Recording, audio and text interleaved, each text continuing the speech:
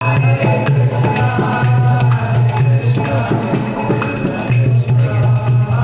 Hare, Hare Rama, Hare Rama,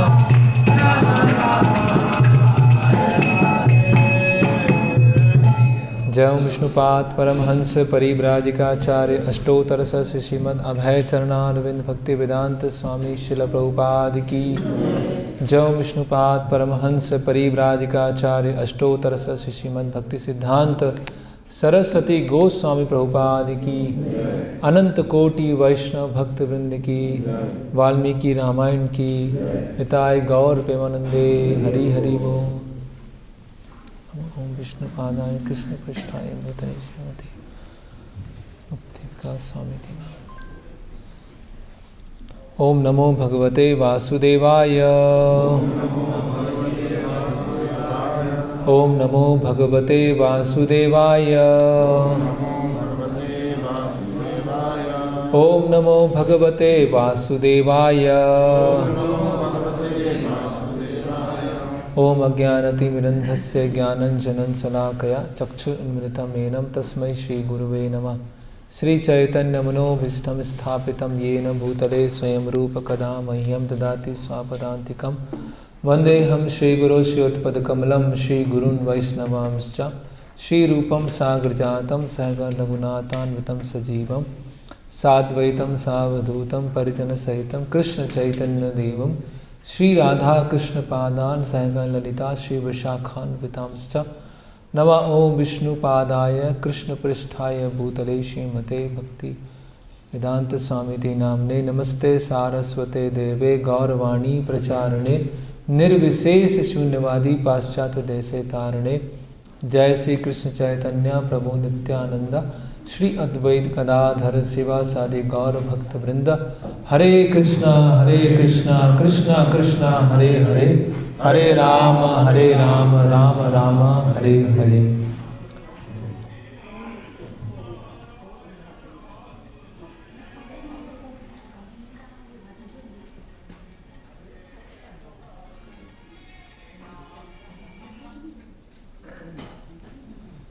हरे कृष्णा।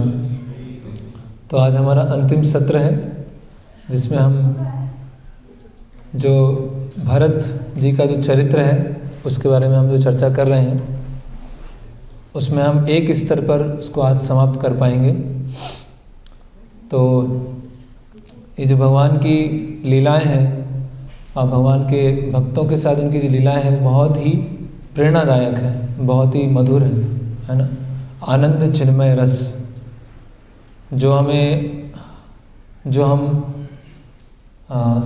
हम श्रवण करने का प्रयास करते हैं तो हमारा हृदय का शुद्धिकरण होता है और उस शुद्धिकरण के माध्यम से जिस तरह से भगवान के भक्त भगवान की सेवा शुद्ध सेवा भावना से कर पाते हैं उस तरह से हमें भी प्रेरणा मिलती है।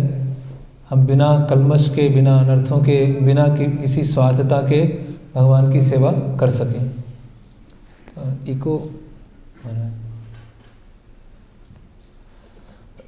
तो हमने कल के सत्र में देखा था कि जो भरत जी हैं वो उनका तीसरा टेस्ट आता है जब सारे मंत्रीगण मिलकर उनसे याचना करते हैं कि आप राज्य को स्वीकार कीजिए। उसके पश्चात फिर वो विश्राम करते हैं और सुबह उनका राजोचित तरीके से उनको उठाया जाता है, संगीत बजता है। भक्त लोग थोड़ा आगे आ सकते हैं, आगे आ जाइए।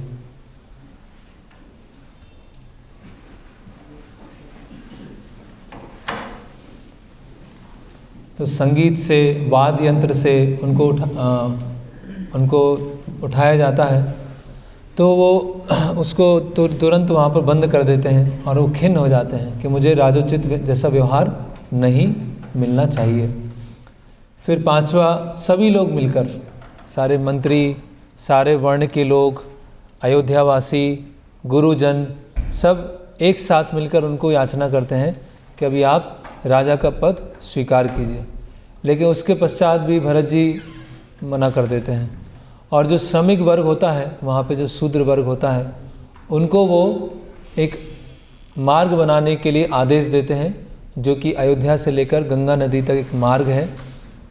तो वो मार्ग की पूरी तैयारी हो जाती है और सभी लोग भगवान का नाम, रूप, गुण, लीला उनकी चर्चा करते हुए आगे बढ़ते हैं।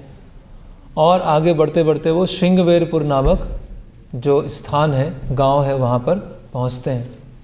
और वो जो श्रृंगवेरपुर में निषाद राज गुहे जो होते हैं, उनके प्रति वो छठा टेस्ट आता है कि वो उनके जो पूरा सेना लेके आए हैं, इतना पूरा भीड़ भाड़ से आए हैं, तो ऐसा उनके मन में संदेह प्रकट होता है। तो हमने देखा कि दो महान भक्तों के बीच में आपस में भी एक संदेह या मिसअंडरस्टैंडिंग हो सकती है, लेकिन उसको किस तरह से उसको सुलझाया जाए वो हमने भरत जी के चरित्र से देखा। फिर बाद में रात्रि में जहाँ पर भगवान राम, सीता माता विश्राम करते हैं, वो पेड़ के पास निषाद राज गुह वहाँ पर ले जाते हैं। और वहाँ पर जो घास का बिस्तर लगा हुआ है, वहाँ पर बहुत सारे छोटे छोटे टुकड़े हैं, आभूषण के टुकड़े हैं। तो जब वो उस चीज़ को देखते हैं भरत जी, तो बहुत अधिक दुखी हो जाते हैं और वो प्रतिज्ञा करते हैं कि मैं भी इसी तरह से वनवास में रहा करूँगा। वो भी राजसी वस्त्रों को त्याग देते हैं और वनवास के वस्त्र पहन लेते हैं, गोंद का उपयोग करके अपनी जटाओं को धारण करते हैं और पृथ्वी पर सोएंगे, इस तरह से वो प्रतिज्ञा लेते हैं। फिर आगे पूरी जब निषाद राज गुह को ये भरोसा हो जाता है कि ये शत्रु के रूप में नहीं है, ये वास्तव में वापस लाने के लिए वो विचार कर रहे हैं, तो उनकी मदद करते हैं। और फिर वो प्रयागराज पहुंचते हैं, है ना, जहाँ पर भरद्वाज मुनि होते हैं। तो भरद्वाज मुनि वाल्मीकि मुनि के एक शिष्य हैं, बहुत ही उच्च, है ना, बहुत ही शक्तिशाली शिष्य हैं। तो वो भी पहला आरोप लगाते हैं कि आप शत्रु तो नहीं हैं, इतनी बड़ी सेना लेके आए हैं। तो भरत जी उसको फिर मतलब उसको संशय दूर हो जाता है। फिर राजोचित व्यवहार के लिए बहुत बड़ा महल प्रकट करते हैं, देवताओं को बुलाते हैं, अप्सराओं को बुलाते हैं, पेय पदार्थ हैं, भोज्य पदार्थ हैं, खाद्य पदार्थ हैं, सबको वहाँ व्यवस्था कराते हैं। लेकिन भरत जी उनमें से किसी चीज़ को भी ग्रहण नहीं करते हैं। और वहाँ पर जो मुख्य महल का जो सिंहासन है, उसमें मानसिक रूप से भगवान राम को विराजित करते हैं, वहाँ पर नीचे वो बैठ जाते हैं। और भरद्वाज मुनि अपनी दूरदृष्टि से देखते हैं कि चाहे वो देवता हो या दानव हो या ऋषि हो या मुनिगण हो, सभी के लिए उनका वनवास हितकारी होने वाला है। तो इतने शक्तिशाली शिष्य हैं, लेकिन वो वाल्मीकि मुनि के शरण में है ना। फिर आगे बढ़ते हैं, तो सारी सेना को लेकर जब धीरे धीरे चलते हैं चित्रकूट की तरफ, तो वहाँ पर जहाँ भगवान राम, सीता माता और लक्ष्मण जी होते हैं, तो भगवान राम देखते हैं कि दूर से कहीं धूल उड़ रही है ना। तो लक्ष्मण जी को बोलते हैं कि आप पेड़ पे जाके देखिए क्या हो रहा है। तो जब लक्ष्मण जी पेड़ के ऊपर जाते हैं तो देखते हैं कि अयोध्या की पूरी सेना आ रही है, लेकिन उसमें दशरथ जी का जो सफ़ेद श्वेत रंग का छत्र है वो दिखाई नहीं देता है। तो उनको संशय हो जाता है कि हो ना हो जो भरत जी हैं वो वहाँ पर अपनी सेना को लेकर युद्ध करने आए हैं। तो आवेग में बोलते हैं कि मुझे आप आदेश दीजिए और एक ही आदेश से मैं सबको हरा दूंगा। तो भगवान राम अलग अलग तरह से उनको समझाते हैं कि ऐसा बिल्कुल नहीं हो सकता है। जब भरत को पहली बार पता होगा तो इसीलिए वो यहाँ पर आए हैं। और फिर दूसरा वो बताते हैं कि अगर तुमको इतना राज्य की इच्छा है तो तुम मुझे बताओ, मैं एक आदेश दूंगा और भरत सारा राज्य तुमको दे देंगे। तो इस तरह से वो लक्ष्मण जी को सांत्वना प्रदान करते हैं। और फिर आगे जो सेना है वो देख के आती है कि कहीं कुछ अग्नि जल रही है, कहीं धुआं जल रहा है, तो मतलब कुछ लोग यहाँ पर रहते हैं, इस तरह से प्रतीत होता है। तो भरत जी, शत्रुघ्न, है ना, और सुमंत्र वो आगे जाते हैं और बाकी लोग धीरे धीरे आ रहे होते हैं। तो दूर से भरत जी देखते हैं भगवान एक रास्ता बना हुआ है ना, रास्ता पक्का रास्ता है। तो उसमें विचार करते हैं कि लक्ष्मण जी कितने भाग्यशाली हैं कि उनके साथ हमेशा रहकर रोज़ जल लेके आना है, रोज़ पुष्प लेके आना है, जो भी ज़रूरत चीज़ें हैं वो लेके आना है, वो कार्य कर रहे हैं। और फिर जब और नज़दीक पहुंचते हैं तो जब भगवान राम वहाँ पर बैठे हुए हैं कुशा घास के ऊपर, और सीता माता और लक्ष्मण जी वहाँ पर ऐसे पृथ्वी पर बैठे हुए हैं। उनके सोने के धनुष हैं, पर्ण कुटीर है ना, लकड़ी का वो लगा हुआ है, गट्ठा लगा हुआ है और गोबर के कंडे लगे हुए हैं। तो वो सब जब देखते हैं भरत जी तो बहुत क्या हो जाते हैं, दुखी हो जाते हैं। और वो विचार करते हैं कि जो अयोध्या के बड़े बड़े महलों में है ना बहुत आरामदायक बिस्तर पर विश्राम करते थे, आज वो पृथ्वी पर विश्राम कर रहे हैं, सो रहे हैं। जो मधुर संगीत की आवाज़ से उठकर जिनका जागरण होता था, आज वो पशु पक्षी जो जंगली पशु हैं जो आवाज़ करते हैं, उनकी आवाज़ से वो उठ रहे हैं। जिनके शरीर पर हमेशा चंदन का लेप होता था, चंदन होता था, आज उनके शरीर पे क्या है, धूल है ना। और जो हमेशा सुंदर आभूषण, अच्छे वस्त्र हमेशा धारण करते थे, आज वो वनवास के वस्त्र में है और उनके ऊपर सिर पर जटा है, जटा का भार है। तो बोलते हैं धिक्कार है मुझ पर, धिक्कार है ना, कि ये सब मेरे कारण से हुआ है ना। मन निमित्त इदम दुखम प्राप्तो रामा सुखाउचित, कि धिक्कार है मेरे जीवन पर कि ये सारी परिस्थिति मेरे कारण उत्पन्न हुई। जब वो और आगे बढ़ते हैं तो भगवान राम को देखते हैं और उनको गले लगा लेते हैं, है ना। तो भगवान राम और भरत जी का इस तरह से मिलन होता है, मिलाप होता है। तो उस दृश्य को देखकर वहाँ के जो पशु पक्षी पेड़ सब लोग, है ना, सब लोग उनकी आंखों में क्या जाते हैं, अश्रु हो जाते हैं। तो यहाँ तक हमने कल चर्चा किया था। और वो आज भी इस जगह स्थित है चित्रकूट में, जहाँ पर वो पत्थर हैं, पिघले हुए पत्थर हैं, है ना। आज भी वो जगह स्थित है जिसका साक्षी है या प्रमाण है कि ये जो महान घटना है वो वहाँ पर हुई। तो इससे हम ये शिक्षा ले सकते हैं कि भरत जी अलग अलग ऐसे स्टेप से गुजरे, अलग अलग, है ना,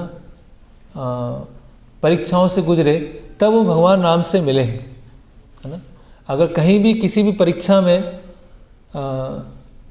ये हमें शिक्षा देने के लिए है कि अगर किसी भी परीक्षा में, है ना, या तो भौतिक प्रलोभन है या भौतिक कंफर्ट है या संदेह है या आरोप है, तो किसी भी परिस्थिति में अगर हम फंसते हैं, किसी भी परिस्थिति में अगर हम उस परिस्थिति को एंजॉय करने लगते हैं, उस परिस्थिति को अगर हम भोग करने लगते हैं, तो क्या हो जाएगा, फिर हम भगवान राम से मिल नहीं पाएंगे, फिर भगवान राम के पास हम नहीं जा पाएंगे, है ना। तो ये प्रभुपाद जी ऐसा बताते भी हैं, किसी तात्पर्य में या लेक्चर में बताते हैं कि जब भगवत धाम ले जाया जाता है तो जो जीव होता है वो सभी लोकों से गुजरता है ना। ब्रह्मलोक से लेके पृथ्वी लोक का जितने 7 लोक हैं उससे गुजरता है ना। तो स्वर्गलोक, महरलोक, जनलोक, तपोलोक, है ना, ब्रह्मलोक, और जहाँ से वो गुजरते हैं, और जब गुजरते हैं तो अगर किसी भी लोक की सिद्धियों से, ऐश्वर्य से, प्रलोभन से वो आकर्षित हो गए तो उसी लोक में उनको छोड़ दिया जाता है, फिर वो आगे नहीं बढ़ते, है ना। जैसे स्वर्ग, है ना, जैसे इसका व्यवहारिक उदाहरण लें कि अगर हम किसी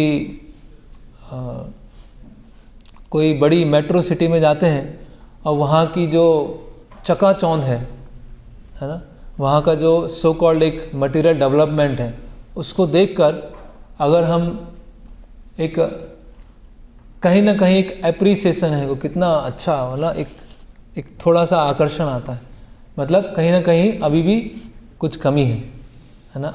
कहीं ना कहीं अभी पूरी तरह से भगवान के रूप, भगवान के धाम से पूरी तरह से आकर्षण नहीं हुआ है, लेकिन पूरी तरह से नहीं हुआ।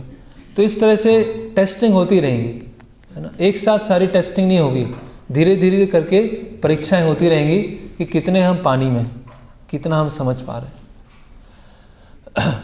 तो फिर आगे हमने देखा कि भगवान राम जब भरत जी को देखते हैं तो बोलते हैं कि आप इतने कमज़ोर क्यों हो गए, है ना, और आपने कौन से वस्त्र धारण किए, आपने ये जटाओं को क्यों धारण किया है ना। हमारे माता पिता, गुरु, जो राज्य है वो सब ठीक है या नहीं है ना। और भगवान राम उनको फिर राजनीति के बारे में बताते हैं, है ना, कैसे एक परफेक्ट जो किंग है, जो एक आदर्श राजा है, नरदेव, उनको किस तरह से राज्य करना चाहिए वो पूरा विस्तार से वहाँ समझाते हैं। फिर भरत जी, है ना, दुखी होकर बोलते हैं कि मैंने तो राज सिंहासन स्वीकार नहीं किया, है ना, क्योंकि ये राज्य आपका है और मैं आपका सेवक हूँ। तो एक सेवक जो है वो स्वामी के पद पर कैसे बैठ सकता है? सेवक सेवक है और स्वामी स्वामी है ना। और जब भगवान राम दशरथ महाराज के बारे में पूछते हैं तो फिर भरत जी बोलते हैं कि हमारे जो पिता हैं उन्होंने, है ना, अब आपकी दुख की वजह से, विरह की वजह से उन्होंने प्राण त्याग दिए, है ना। और हमने तो अपना जो अंत्येष्टि संस्कार है हमने तो कर लिया है, अभी आपका कर्तव्य है कि आप जो अंतिम जो जल देना है, तर्पण देना है, वो आप कीजिए। तो जब ये भगवान ये सुनते हैं, ये घटना सुनते हैं, तो एकदम से वो बहुत, है ना, शॉक में चले जाते हैं, बहुत दुखी हो जाते हैं, अचेतन प्राय हो जाते हैं। तो हम देखते हैं कि भगवान राम है परम सत्य, है ना। भगवान हम बोलते हैं सुख दुख से ऊपर है, विकारों से ऊपर है, षड विकारों से भगवान ऊपर है। लेकिन जब अपने पिता के देह त्याग का समाचार सुन रहे हैं तो बहुत दुखी हो जाते हैं। और यही घटना हम सेम एक ये वो देखते हैं जब सीता माता का अपहरण हो जाता है तो भी भगवान राम बहुत परेशान हो जाते हैं, बहुत दुखी हो जाते हैं। और इतने दुखी हो जाते हैं कि बीच में तो अपना बाण निकाल के बोलते हैं कि मैं पूरे ब्रह्मांड को ख़त्म कर दूंगा, पूरे ब्रह्मांड को जला दूंगा अगर जो जिन्होंने सीता का अपहरण किया है वो वापस लेके नहीं आएगा। तो भगवान भी दुखी हो रहे हैं। ये क्या है? दुखी होना तो एक वो उसका सिम्टम है। तो दुखी होना मतलब आसक्ति को दिखाता है वो तो कोई दुखी है। तो इससे हम समझ सकते हैं कि जिस तरह से भक्त हैं भगवान की सेवा करना चाहते हैं, उसी तरह से भगवान भी भक्त की सेवा करना चाहते हैं। भगवान श्रील प्रभुपाद जी प्रथम भगवद गीता के प्रथम अध्याय में बता रहे हैं, जब अर्जुन बोलते हैं रथम स्थापे मेच्युता, है ना, कि मेरा रथ दोनों सेनाओं के बीच में लाके खड़ा करो। तो अर्जुन जो है वो आदेश दे रहे हैं, तो भगवान आदेश को स्वीकार करने के लिए सहर्ष स्वीकार करते हैं। तो भगवान के अंदर भी क्या होते हैं? भावनाएं होती हैं, इमोशंस होते हैं। भगवान पत्थर नहीं है कोई, या भगवान ऐसे कोई व्यक्ति नहीं है, कोई मशीन नहीं है या रोबोट नहीं है। भगवान को भी अच्छा लगता है, भगवान को भी बुरा लगता है।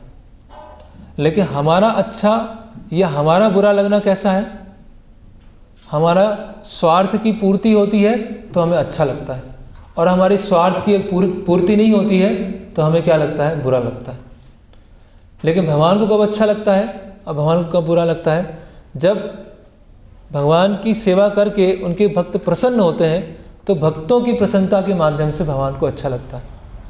और जब भगवान के भक्त उनसे दूर होते हैं या भगवान अपने भक्तों से दूर हो जाते हैं तो भगवान दुखी होते हैं। तो इससे हम समझ सकते हैं कि भगवान एक व्यक्ति है, भगवान एक पर्सन है ना। और उन व्यक्ति में भी क्या भावना है? भगवान को ही बुरा लगता है। जैसे परम पूज्य भक्ति विकास महाराज एक अपने प्रवचन में बता रहे थे, रामनवमी के प्रवचन में, कि उसमें वो एक घटना के बारे में वर्णन कर रहे थे कि जब एक धोबी के कहने पर जब धोबी ने ऐसा आक्षेप लगाया तो भगवान राम ने सीता माता को, है ना, वाल्मीकि ऋषि के आश्रम में छोड़ दिया, है ना। तो भगवान राम उस समय बहुत दुखी थे, है ना। तो क्योंकि उस समय राजधर्म का पालन करना है इसीलिए भगवान ने उस आदर्श को स्थापित किया। लेकिन जब भगवान अगले अपने मूल अवतार के रूप में आए, कृष्ण अवतार में आए, तो जो धोबी था वो कंस का धोबी था। अब भगवान ने क्या किया? एक हाथ से उस धोबी का सिर काट दिया, है ना। तो जब भगवान अपने भक्तों की आलोचना को सुनते हैं तो भगवान दुखी होते हैं। तो महाराज उस प्रवचन में बताते हैं कि आज लोग भगवान के बारे में या भगवान के भक्तों के बारे में कितना बोलते रहते हैं, क्या क्या लिखते रहते हैं, क्या क्या प्रवचन देते रहते हैं। तो अगर वो सुनकर, है ना, वो देखकर अगर हमें ऐसा नहीं लग रहा है कि कितना भगवान और भगवान के भक्तों का अपराध हो रहा है यहाँ पर, तो क्या है? फिर हम वास्तव में भगवान और भगवान के भक्तों को या भक्ति को हम समझे नहीं, है ना। तो एक इंसिडेंट से भगवान इतने दुखी थे कि आगे चलकर उस धोबी का वध कर दिया भगवान, है ना। तो इस तरह से भगवान राम यहाँ पर जो दशरथ महाराज की जाने से दुखी हैं, तो ये कोई सामान्य स्तर का दुख नहीं है। जैसे कि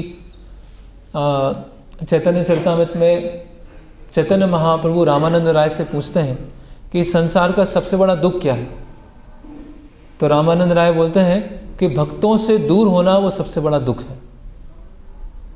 है ना। वो रामानंद राय ये नहीं बोलते हैं कि भगवान से दूर होना सबसे बड़ा दुख है। रामानंद राय बोलते हैं कि भक्तों से दूर होना वो सबसे बड़ा दुख है। तो ये इसीलिए हम कोई इम्पर्सनलिस्ट नहीं है, हम कोई निराकारवादी नहीं है कि सारे इमोशंस बंद हो गए, सब दुख बंद हो गया, सब है ना, दुनिया में क्या चल रहा है, सब भौतिक स्तर के जितने इमोशंस थे वो सब बंद हो गए। लेकिन आध्यात्मिक रूप से जो इमोशंस हैं वो डेवलप होना चाहिए, वो विकसित होना चाहिए, है ना, प्यूरिफाइड इमोशंस। तो भगवान सीता माता और लक्ष्मण जी आते हैं जल लेकर और भगवान राम के चेहरे पर डालते हैं, है ना। वो चेतन अवस्था में आते हैं और वो बोलते हैं लक्ष्मण जी की तरफ बोलते हुए कि आज हम अनाथ हो गए, है ना, हमारे पिता नहीं रहे, आज हम अनाथ हो गए, है ना। और सीता माता को बोलते हैं कि अभी आपके जो ससुर हैं वो हमारे बीच में नहीं रहे। तो ऐसे बहुत दुखी हो जाते हैं भगवान, है ना। तो इससे हम समझ सकते हैं कि भगवान अपने भक्तों के साथ रेसिप्रोकेट करते हैं, आदान प्रदान करते हैं। ऐसा लग सकता है भगवान को क्या ज़रूरत है, भगवान तो आनंदित हैं। भगवान को एक तरह से देखा जाए तो भगवान आनंदित हैं, लेकिन भगवान बद्ध जीवों को चाहते हैं कि वो वापस आएँ। और जब बद्ध जीव भगवत धाम से यहाँ पर आ जाते हैं तो भगवान दुखी भी हैं, भगवान परेशान भी हैं। इसीलिए भगवान खुद आते हैं, आचार्यों को भेजते हैं, ग्रंथों को भेजते हैं, मंदिर हैं, श्रील प्रभुपाद जी को भेजा। ये सब क्यों है? क्योंकि भगवान दुखी हैं। भगवान आनंदित होते तो कुछ नहीं होता, फिर चलता रहता दुनिया, ना कोई ग्रंथ आता, ना कोई आचार्य आते, ना भगवान स्वयं आते। तो फिर जब ये घटना हो रही होती है तो भरत जी भगवान राम को लेकर वहाँ पर मंदाकिनी नदी के पास में जाते हैं और वहाँ पर कुछ अनुष्ठान होता है और मंदाकिनी नदी का जल लेकर वो तर्पण करते हैं, है ना। और तर्पण करने के पश्चात भगवान राम और दुखी हो जाते हैं, है ना। तो उसके पश्चात जो पूरी सेना है जो धीरे धीरे आ रही होती है, जब वो देखती है कि यहाँ पर मंदाकिनी नदी के पास में कुछ अनुष्ठान हुआ है और समीप में कुछ दुखी होने की या रोने की आवाज़ आ रही है, तो सारी सेना, वशिष्ठ मुनि और सब माताएं समझ जाते हैं कि जो भगवान राम है उनको वो समाचार मिल गया है, इसीलिए वो दुखी है ना। फिर आगे बढ़ते हैं तो सारे माताएं जो होती हैं, सेना होती, वो और नज़दीक में आते हैं। तो कौशल्या माता सुमित्रा माता से बोलती हैं, है ना, कि जो लक्ष्मण जो हैं आपके पुत्र हैं, है ना, वो जो सेवा कर रहे हैं पानी लाने की, पुष्प लाने की, है ना, कुटिया बनाने की, वो कोई निम्न सेवा नहीं है, बहुत वो भाग्यशाली है, उनको वो सेवा मिली है। और सुमित्रा माता ही जो लक्ष्मण जी को बताती हैं कि अभी जब वो भगवान राम बोलते हैं कि आप मेरे साथ में वन में आओगे तो माता सुमित्रा क्या कहेंगी, है ना। तो सुमित्रा माता क्या बोलती हैं कि आज से वन ही तुम्हारी अयोध्या है, भगवान राम ही तुम्हारे पिता हैं और सीता माता तुम्हारी माँ है ना। तो इस तरह से तुम अपनी अयोध्या में रहो, जहाँ पे भगवान राम है वहीं तुम्हारी अयोध्या है। तुम्हें क्या है, अयोध्या में रहने की आवश्यकता नहीं है, तुम उनके साथ में जाओ, है ना। तो इस तरह से हम देखते हैं कि एक आदर्श माँ का उदाहरण आता है। सुमित्रा माता क्या है, एक आदर्श माता है ना। वो अपने लिए नहीं कि अपने पुत्र को अपने पास में रखना है ना, कि मेरा पुत्र मेरी सेवा करेगा। भगवान राम की सेवा के लिए छोड़ दिया कि आप जाओ और उनके साथ उनकी सेवा करना, है ना। तो ये बहुत कठिन है ना। तो इस तरह से वो कौशल्या माता सुमित्रा माता का गुणगान करती है कि आपके पुत्र ने कितनी बड़ी सेवा की है। तो इसके पश्चात क्या होता है, सभी लोग वहाँ पर आ जाते हैं और फिर भगवान राम पूछते हैं कि आपने क्यों ये वनवास का वस्त्र धारण कर लिए, है ना, क्यों आपने अभी तक राज सिंहासन नहीं लिया है, आप इतने दुर्बल हो गए हैं, है ना। तो अभी एक सभा का आयोजन होता है। और सभा के आयोजन में क्या होता है कि एक एक करके अभी जो भरत जी हैं भगवान राम को है ना कन्विंस करने का प्रयास करेंगे अलग अलग तरीक़ों से। अब भगवान राम एक एक करके सबको डिफीट करते जाएंगे एक एक करके उसको है ना नकारते जाएंगे। तो पूरे ये जो घटना है इसमें अभी हम देखेंगे 5-6 तरह के कन्वर्सेशन होंगे। उस पूरी घटना में हम देखेंगे कि कैसे जो भगवान के भक्त होते हैं कैसे वो निस्वार्थ होते हैं, है ना। उनमें किसी भी तरह की लेश मात्र भी खुद की खुद को भोग करने का मतलब खुद भोग करें या खुद को राज्य लेने का या सम्मान लेने का कोई भी तनिक मात्र भी इच्छा नहीं होती है। मतलब हम देखेंगे पूरा जो वार्तालाप है, ये पूरा कन्वर्सेशन है, ये पूरा निस्वार्थता की क्या है पराकाष्ठा।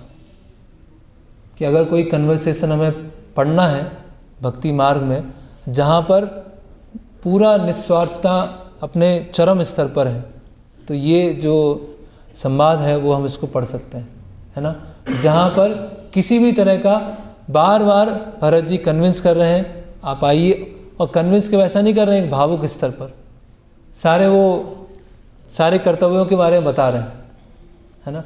और भगवान राम भी क्या कर रहे हैं, वो भी अपने कर्तव्यों के बारे में बता रहे हैं कि मेरा ये कर्तव्य है ना।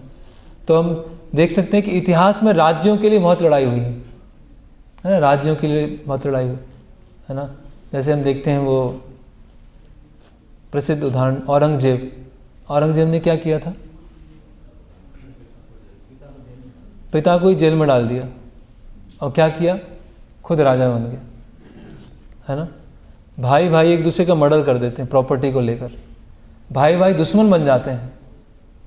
ज़मीन का टुकड़ा होता है, ज़मीन के टुकड़े पे ही लड़ाई हो जाती है।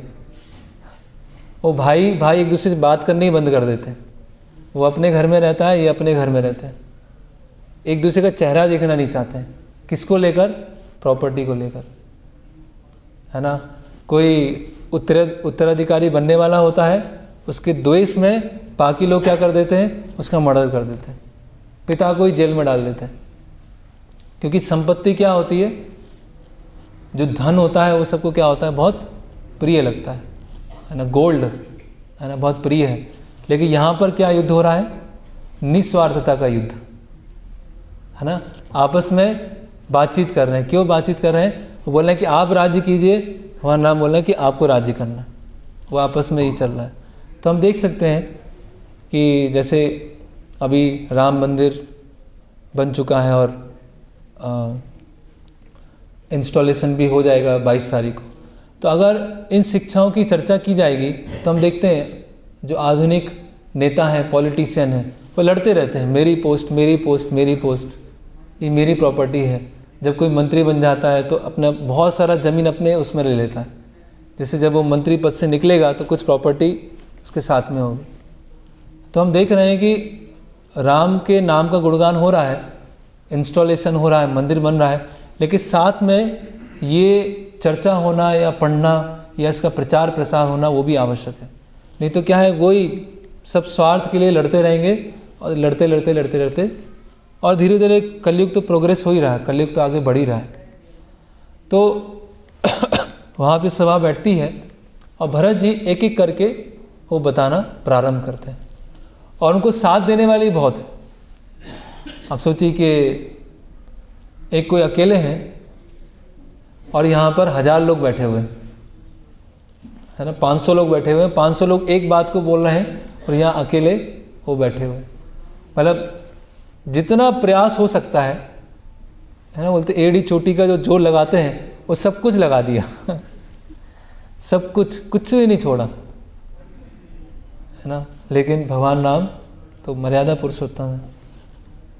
तो भरत जी पहला वो बोलते हैं, अपना पक्ष रखते हैं वहाँ पर पूरी सभा के सामने कि ये जितना भी सब हुआ है ये षड्यंत्र की वजह से हुआ है पूरा, है ना। ये पूरा षड्यंत्र है और वो अपनी कैकेयी माता को माता तो बोलते नहीं थे वो, है ना, कैकेयी कैकेयी संबोधन करते थे। तो ये जो कैकेयी है उनका पूरा ये षड्यंत्र है, जिसके कारण आप यहाँ पर हो और मुझे बोला जा रहा है कि मैं राज्य करूँ, है ना। तो और इस पूरी घटना का मैं अपने आप को उत्तरदायी लेता हूँ। आज मैं सबके सामने, पूरी सभा के सामने इसका रिस्पॉन्सिबिलिटी मैं अपने ऊपर लेता हूँ कि ये सब मेरे कारण हुआ है। आज ऐसी स्थिति हुई है कि हमारे पिता हमें छोड़ के चले गए और आप यहाँ वन में हैं, और तो इसका पूरा मैं जिम्मेदारी वो लेता हूँ। लेकिन मैं आपसे प्रार्थना करता हूँ कि आप वापस हमारे साथ में चलें, है ना। ये पूरा षड्यंत्र हुआ है और षड्यंत्र के हम सब शिकार बने हुए हैं, इसीलिए आपको साथ में चलना चाहिए। तो जितने सब वहाँ पे मंत्री होते हैं, दूत होते हैं, माताएं होते हैं, नागरिक होते हैं, सब लोग बहुत प्रसन्न हो जाते हैं, है ना। सब बोलते हैं कि कितना अच्छा है ना, कि भरत जी इस तरह से। और भरत जी क्या करते हैं, अपना जो सिर है भगवान राम के चरणों में रख देते हैं और अश्रुओं से उनके चरणों का क्या करते हैं, अभिषेक करते हैं, अपने अश्रुओं से अभिषेक करते हैं। और वो बोलते हैं कि भगवान राम वहाँ बोलते हैं, भरत जी को उठाते हैं और बोलते हैं, पूरी सभा के सामने घोषणा करते हैं कि इनका इस पूरे घटना में कुछ भी लेश मात्र भी हाथ नहीं है। संसार के जितने भी सद्गुण हैं वो सब भरत जी के अंदर। तो आप हमेशा इनको सम्मान की दृष्टि से देखिएगा, कभी भी आप अपने मन में लेके मत आइएगा कि इनके कारण कुछ हुआ। भगवान राम इस तरह से वहाँ पर घोषणा करते हैं और बोलते हैं कि आपको माता कैकेयी के प्रति ऐसे कटु शब्द बोलने की आवश्यकता नहीं है, और मैं माता और पिता दोनों के आज्ञा का पालन कर, उनके वचनों को मैं नकार नहीं सकता, ट्रांसग्रेस नहीं कर सकता। ट्रांसग्रेस को क्या बोलेंगे, उल्लंघन नहीं कर सकता मैं, है ना। तो इसीलिए आप जाइए, राज्य कीजिए, मैं यहाँ पर रहूँगा, क्योंकि माता भी यही चाहती हैं और पिता का वचन भी यही था, इसीलिए आप जाइए, है ना। तो फिर रात्रि होती है, अगला दिन आता है, फिर सभा बैठती है और फिर वो दूसरी टाइम फिर प्रार्थना करते हैं कि मैं, माता कैकेयी ने अपने वचन वापस ले लिए। आपको वचन पालन करना है ना, तो माता कैकेयी ने अपने जो वचन है वो वापस ले लिए। इसी अब तो चलिए आप, हाँ। और वो तुलना करते हैं कि मैं आपका एक दास हूँ, कि एक जो फुर्तीला घोड़ा है उसकी तुलना एक गधे से कैसे कर सकते हैं। एक गधा है और एक फुर्तीला घोड़ा वो है। एक गरुड़ जी की तुलना एक छोटे से पक्षी से कैसे कर सकते हैं, है ना। तो मैं तो आपका दास हूँ, है ना। और मेरे लिए अविचारणीय है, मैं विचार भी नहीं कर सकता कि मैं राज्य करूँगा, मैं विचार भी नहीं कर सकता। और माता कैकेयी ने अपने वरदान वापस ले लिए, इसीलिए आप चलिए। तो भगवान बोलते हैं कि वचन ऐसा नहीं होता कि पहले दिया और वापस ले लिया, ऐसा नहीं होता है, पहले बोला और फिर वापस ले लिया, है ना। और अल्टीमेटली देखा जाए कि सब डेस्टिनी है, सब दैव है, किनको राजा बनना है, किनको राजा नहीं बनना है, ये सब जो पुण्य होते हैं उससे निर्धारित होता है, पाप पुण्य से निर्धारित होता है। जो पुण्यशाली होते हैं वो राजा का पद स्वीकार करते हैं, और इसीलिए अच्छा है कि आप राजा बनिए और वचन ऐसे लिए और बदले नहीं जाते हैं, है ना। और अल्टीमेटली डेस्टिनी है, अल्टीमेटली पुण्य है, इसीलिए आज आपको ये पद स्वीकार करना ही चाहिए। इस तरह से भगवान राम फिर दूसरी बार मना कर देते हैं। फिर भरत जी फिर दोबारा बोलते हैं कि इक्ष्वाकु वंश में ये परंपरा रही है कि छोटा भाई कभी राजा नहीं बना है। लेकिन तीनों बार बिल्कुल सटीक तर्क दे रहे हैं। पहले तर्क क्या दिया, ये तो षड्यंत्र था पूरा, तो एक षड्यंत्र की भागीदारी आप क्यों हो रहे हैं। दूसरा क्या बोल रहे हैं कि वचन वापस ले लिया, है ना। और तीसरा क्या बोल रहे हैं कि इक्ष्वाकु वंश में ये परंपरा रही है कि छोटे भाई कभी राजा नहीं बनते, बड़े भाई राजा बनते हैं। तो अगर आप मुझे राजनीति आपने बताया, राजा के कर्तव्य बताया, तो आपको भी ये धर्म फॉलो करना चाहिए, है ना। लेकिन समस्या क्या है कि भगवान राम अभी तक राजा नहीं बने हैं, तो कैसे वो राजा के धर्म को पालन करेंगे, कैसे वो राज्य पद स्वीकार करेंगे, है ना। तो भगवान राम वहाँ बोलते हैं, एक वृत्तांत सुनाते हैं। और क्या वृत्तांत सुनाते हैं कि राजा अश्वपति, राजा अश्वपति कौन है? हमने पहले लेक्चर में चर्चा किया था। राजा अश्वपति कौन है? उनके नाना, माता कैकेयी के पिता। तो जब दशरथ महाराज का कैकेयी माता से विवाह हुआ था, तो उन्होंने राजा अश्वपति को ये आश्वासन दिया था कि आपका जो पुत्र होगा, मतलब आपकी जो पुत्री हैं, उनका जो पुत्र होगा वो ही राजा बनेगा। उस समय तक किन्हीं का जन्म नहीं हुआ था, लेकिन दशरथ महाराज ने ये वचन दिया था, है ना, कि आपकी पुत्री का जो पुत्र होगा वो ही राजा बनेगा। तो उस वचन की भी रक्षा करने के लिए हमें अपने अपने कर्तव्यों को निभाना चाहिए। इसीलिए आप जाइए और राजा बनना स्वीकार कीजिए। मतलब इससे हम देख सकते हैं कि भगवान राम हालांकि एक साधारण मनुष्य की तरह व्यवहार कर रहे हैं, लेकिन भगवान भी भगवान है। उनको पता है कि दशरथ महाराज ने पहले ही वचन दिया है और अभी वचन दिया, तो दोनों का रखने के लिए हमें पालन करना होगा। ओके। और वो बताते हैं, पुत्र शब्द की परिभाषा बताते हैं, पुत्रायते इति पुत्रः, कि जो अपने माता पिता को, है ना, नर्क से निकाले वो पुत्र है। तो वो नर्क से कब निकालेंगे, नर्क जाने से कब रोकेंगे? जब अपने कर्तव्य को पालन करेंगे, अपने धर्म को पालन करेंगे। तो आपके लिए अभी धर्म क्या है? आपके पिता के जो दोनों वचन हैं उसको पालन करना है। जो राजा अश्वपति को दिया हुआ वचन है वो पालन करना है, और जो राजा के तरह जो वचन दिया है वो पालन करना। इसीलिए आप जाइए और पुत्र का कर्तव्य निभाइए। तो हम देख सकते हैं, है ना, धर्मस्य तत्वम निहितम गुहाय, कि धर्म क्या है?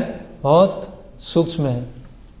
इतना हम इन्होंने ऐसा क्यों कर दिया, उन्होंने ऐसा क्यों कर दिया, ये क्यों कर दिया, उन्होंने वो ऐसे, अगर हम उसको महाजनो ये न गता सपंथा, जो आचार्यगण हैं उनके माध्यम से शास्त्रों को नहीं समझेंगे तो 100% गारंटी है हम कन्फ्यूज़ हो जाएंगे, हम भ्रमित हो जाएंगे।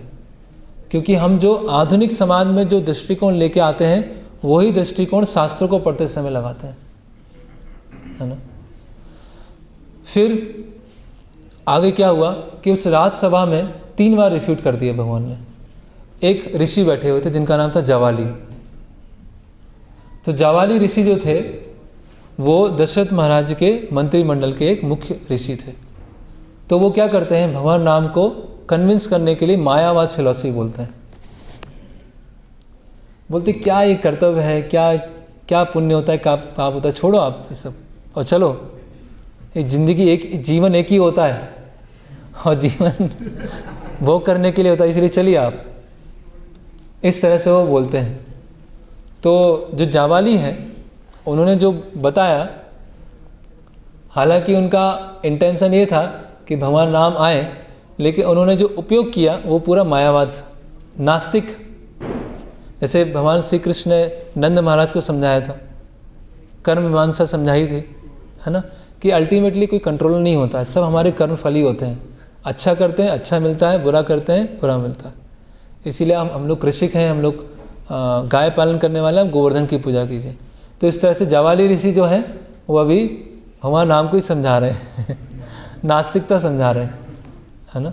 क्या बोलते हैं कि इतना आप सगे संबंधियों पे क्या इतना महत्वपूर्ण जाता है, इस संबंध पे क्या महत्वपूर्णता है, ये संबंध वगैरह कुछ थोड़े समय का होता है, ये जीवन बहुत टेम्परेरी है, खत्म हो जाएगा, ये अगला जीवन कुछ नहीं होता है ना। तो जो सामने होता है दिखता है वही सत्य होता है, जो प्रत्यक्ष से दिखता है वही सत्य होता है। इसीलिए आप क्या कीजिए, आइए राज्य में आइए और एंजॉय कीजिए, इस तरह से वो बोलते हैं।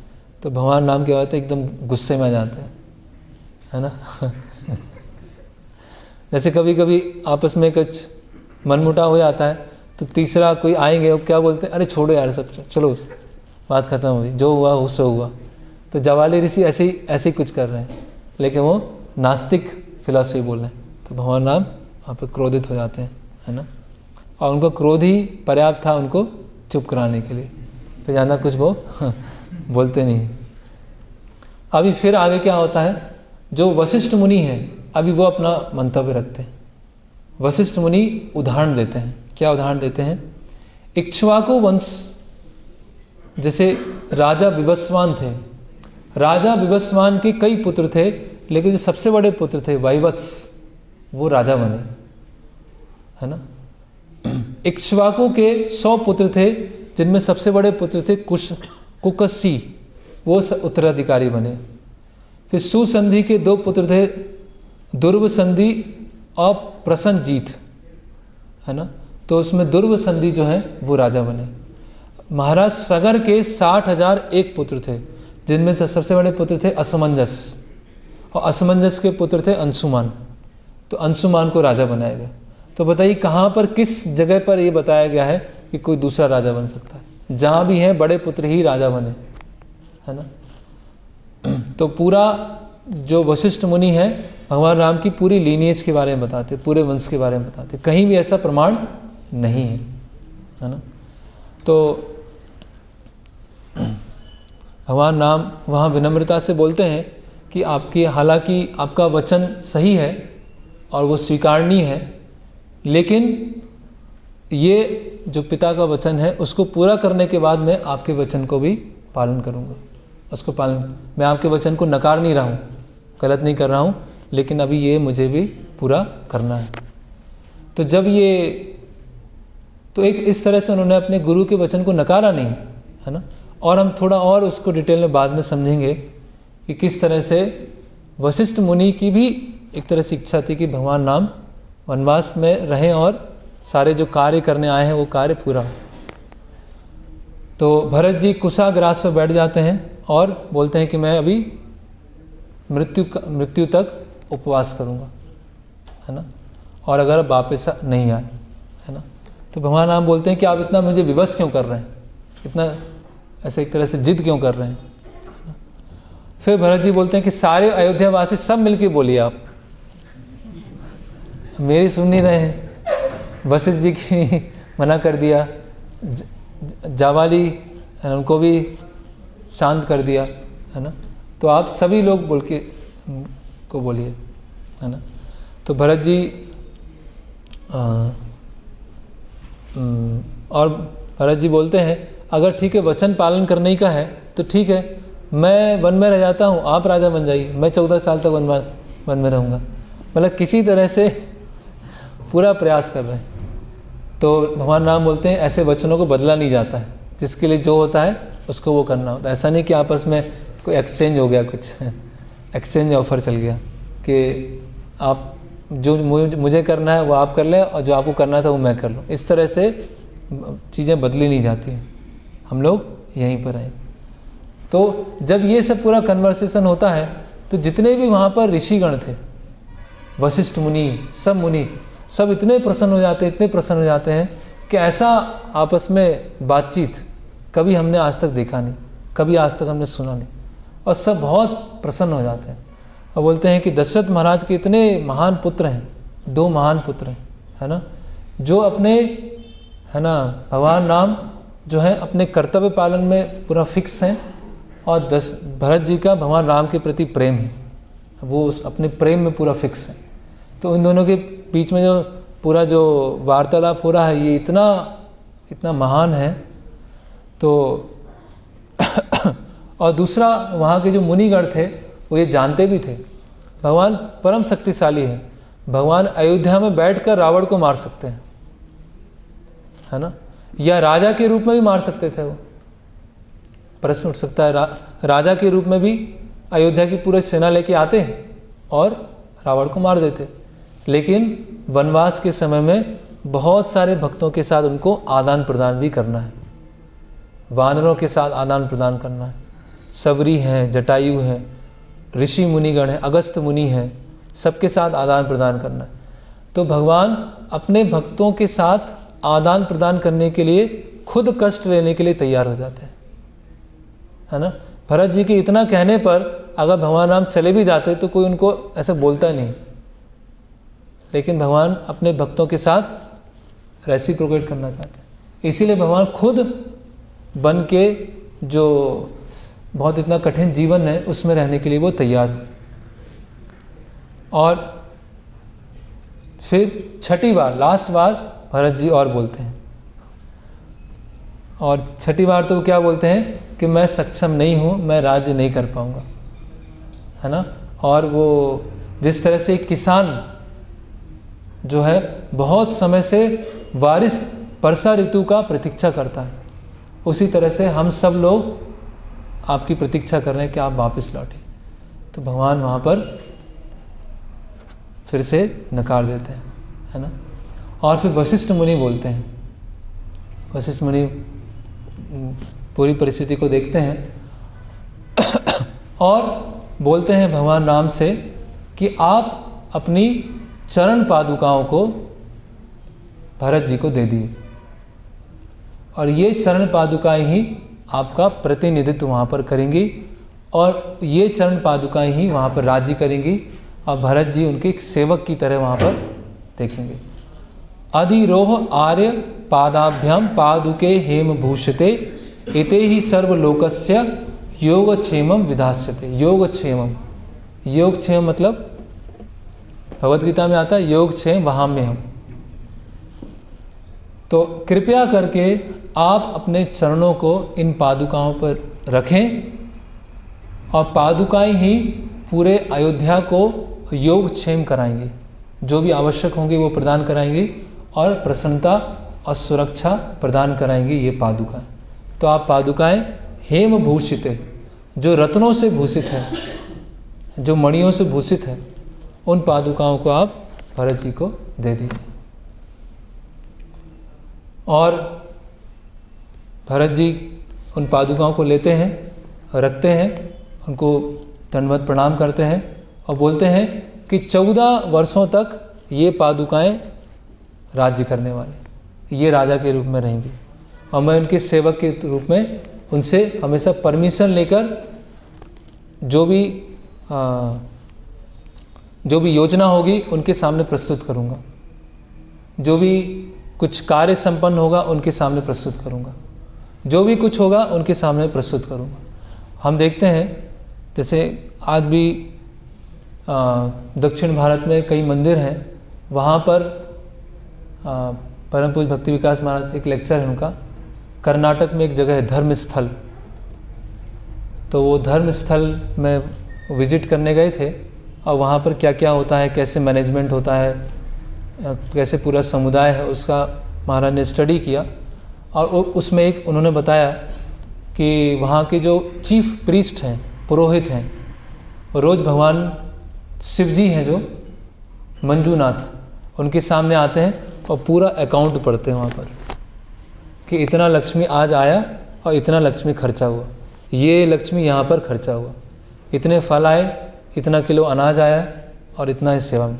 रोज़ भगवान के सामने पढ़ के अकाउंट पढ़ा जाता है, क्योंकि अल्टीमेटली किसका अकाउंट है वो? भगवान का है। भगवान का घर चल रहा है ना, तो भगवान के घर चलाने के लिए लक्ष्मी है, तो लक्ष्मी का जो देख रेख कर रहे हैं वो चीफ प्रीस्ट जो पुरोहित होते हैं उनको पूरा अकाउंट देते हैं, सब दान का बताते हैं कहाँ खर्च हुआ है, और प्रीस्ट भगवान के विग्रह के सामने जाके, मंजूनाथ के सामने जाके वहाँ पर पढ़ते हैं।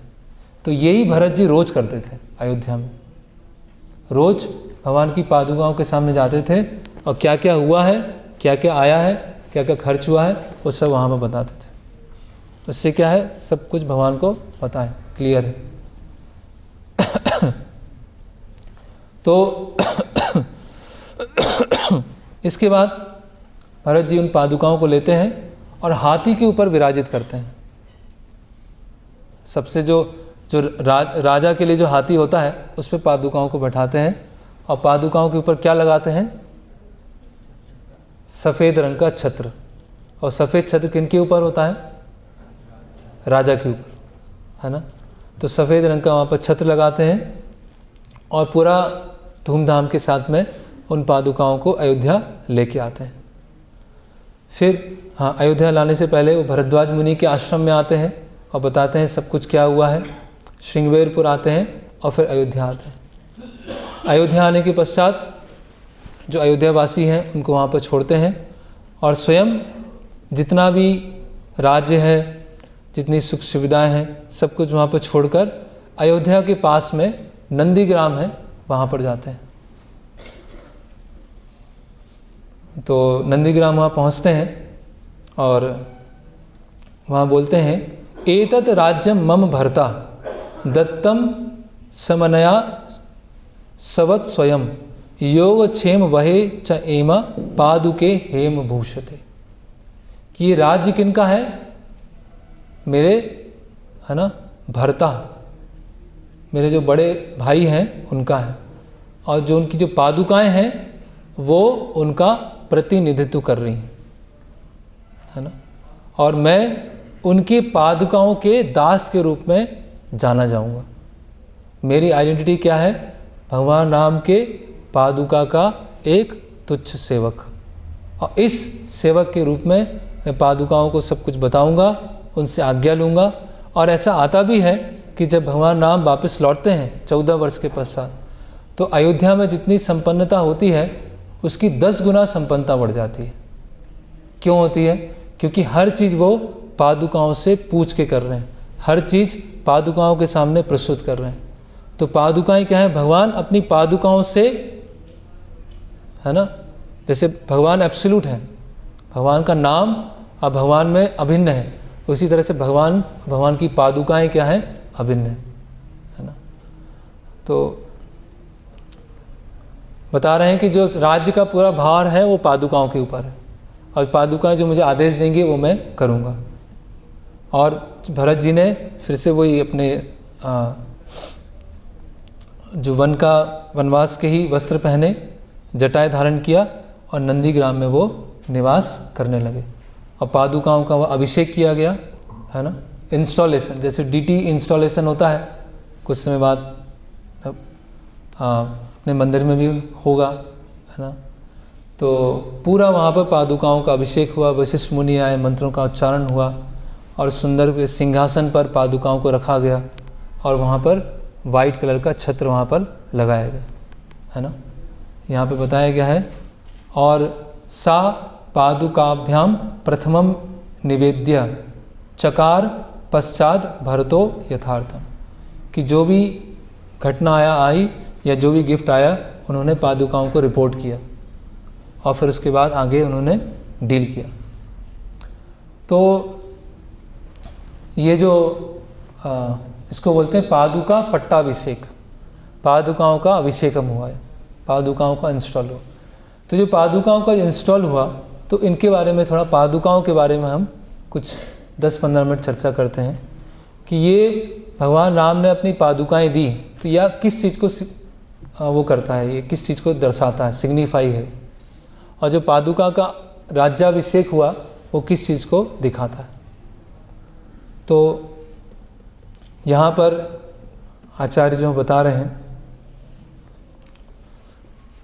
तो पादुकाओं को देकर भगवान ने दोनों चीज़ों को पूरा किया, राजा बनना भी स्वीकार किया, और जो दशरथ महाराज का वचन था वो भी पूरा किया।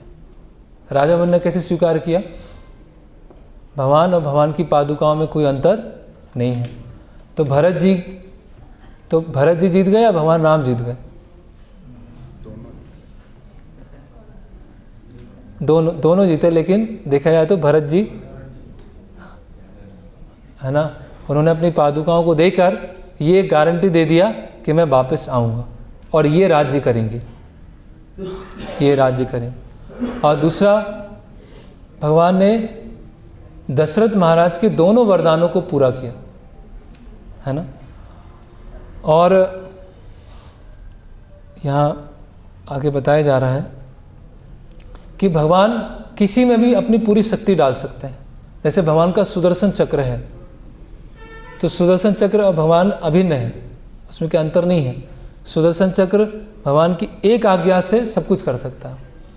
उसी तरह से भगवान ने, इसीलिए भगवान के जो पैराफर्नेलिया होते हैं, खासकर जो डीटी वर्शिप करते हैं, जो भगवान के जो पैराफर्नेलिया होते हैं, उनको बहुत ही सावधानी से उनको उपयोग करना चाहिए। बहुत अच्छे से साफ़ करना चाहिए, बहुत अच्छे से रखना चाहिए, क्योंकि उनकी जो पैराफर्नेलिया है और भगवान उसमें कोई अंतर नहीं है ना। और यहाँ तक भी बताया गया है शास्त्रों में कि जो पुजारी होते हैं वही भगवान की पैराफर्नेलिया होते हैं। पुजारी भी भगवान की पैराफर्नेलिया, क्योंकि भगवान की वो क्या है, व्यक्तिगत रूप से सेवा कर रहे हैं। और भगवान राम किसी भी माध्यम से बोल सकते हैं। तो पादुकाएं बात भी करती थी भरत जी से, उनको बताती थी, कंसेंट देती थी कि हाँ ठीक है ना, अब ये करो, अब ये करो। और भरत जी बताते हैं कि हमें अपने आप को प्रोप्राइटर नहीं समझना चाहिए, बॉस नहीं समझना चाहिए, अपने आप को स्वामी नहीं समझना चाहिए या कंट्रोलर नहीं समझना चाहिए, है ना। बॉस कौन है? भगवान की पादुका या भगवान, है ना। तो चाहे वो मंदिर है, चाहे वो घर है, तो वहाँ पर स्वामी कौन है? भगवान। और स्वामी की इच्छा के अनुसार ही मंदिर चलना चाहिए और स्वामी की इच्छा के अनुसार घर चलना चाहिए। तब हम समझें कि भगवान हमारे घर के या मंदिर के केंद्र हैं। अगर भगवान घर में हैं, पिक्चर के फॉर्म में हैं, लेकिन जीवन हम अपने अनुसार चल रहे हैं, भगवान के अनुसार नहीं चला रहे हैं, या भगवान के जो प्रतिनिधि हैं, गुरु हैं, उनके अनुसार नहीं चला रहे हैं, तो हमने भगवान को अपने घर का स्वामी स्वीकार नहीं किया है। केवल औपचारिक रूप से एक अल्टर लगाया है, औपचारिक रूप से उसके ऑफरिंग होता है, औपचारिक रूप से इसकी आरती होती है, लेकिन हमने स्वामी के रूप में उनको स्वीकार नहीं किया। लेकिन भरत जी हम देखते हैं कि भरत जी ने पादुकाओं का स्थापना किया, उनसे आज्ञा लिया, उनको रिपोर्ट किया और एक दास के रूप में रह रहे हैं, है ना। तो ये हम कुछ चीज़ समझ सकते हैं। कुछ थोड़ा सा और हम देखेंगे, जैसे कल हमने चर्चा किया था कि एक आचार्य हैं वेदांत देशिका, उन्होंने भगवान की पादुकाओं के ऊपर 1000 श्लोक लिखे हैं। 1000 श्लोक भगवान की पादुकाओं के ऊपर। क्या क्या उन्होंने बताया है कि भगवान के पादुकाओं की क्या महानता होती है, भगवान के पादुका से स्पर्श होने वाले धूल की क्या महानता होती है, भगवान के पादुका के ऊपर जो रत्न होते हैं उनकी क्या महानता होती है, और भगवान जब अपने चरणों को पादुकाओं के ऊपर रखते हैं तब पादुका की क्या स्थिति होती है, और पादुका और भगवान का आपस में आदान प्रदान क्या होता है। और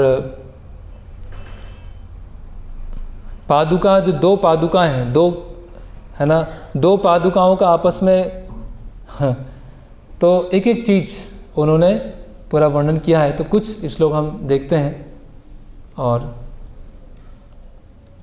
समझने का प्रयास करेंगे। तो ये 101 नंबर श्लोक है जिसे हम बता रहे हैं, और इसमें यह है समर्पण पद्धति, समर्पण, पादुकाओं के प्रति समर्पण, है ना। ये बताया है कि भगवान राम ने अपनी पादुकाओं को भरत जी को प्रदान करके उनको ये एश्योरेंस दिया, ये श्योरिटी दिया कि ये मैं ही हूँ और मैं 14 वर्ष के बाद यहाँ पर आऊँगा।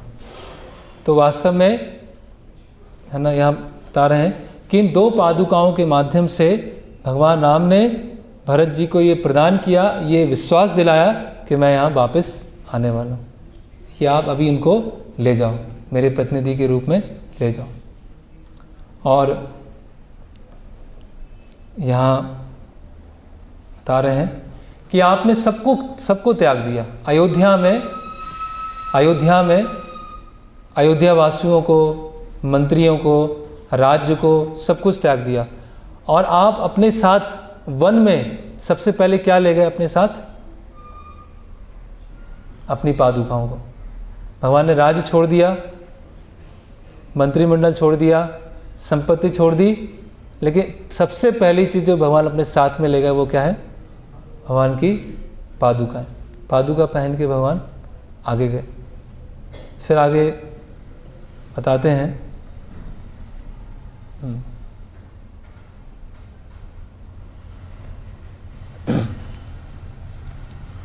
जो भरत जी ने पूरे अयोध्या राज्य को एक तृण की समय देखा कि मुझे राज्य स्वीकार नहीं करना, है ना, पूरा निरासक्त होकर पूरे राज्य को छोड़ने के लिए तैयार हो गए, खुद जंगल में रहने के लिए तैयार हो गए। लेकिन पादुकाओं को कैसे देखा है ना, यहाँ बता रहे हैं, पादुकाओं को